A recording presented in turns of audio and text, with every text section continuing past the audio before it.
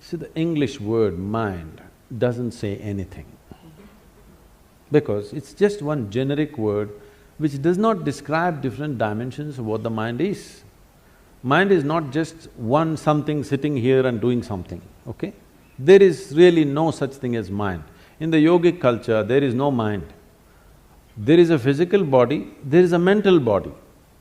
Because what you're calling as mind right now is a certain combination of memory and intelligence. There is memory in your body, more memory in your body than you can imagine. If I have to get at you again, it's okay, I'm picking on you, okay? You definitely don't remember how your great-great-great-great-great-grandmother looked like, but her nose is sitting on your face right now. Yes? Yes. You don't remember a thing consciously, but your body remembers 100%. How 10 generations ago your grandmother was, your body still remembers. 1,000,000 years ago how your forefathers were, your body remembers, isn't it? It's not forgotten and it's not going to forget. Your mind is not capable of this kind of memory. Your body has 1,000,000,000,000 times more memory than your so-called brain.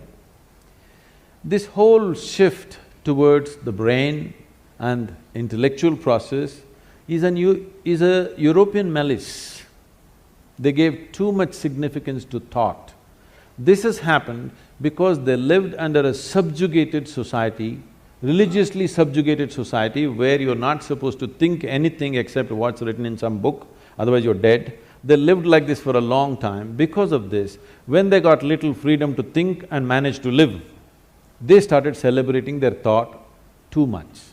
Let's understand the context of thought. You can only think from the data that you already have gathered. That means you can never think anything new.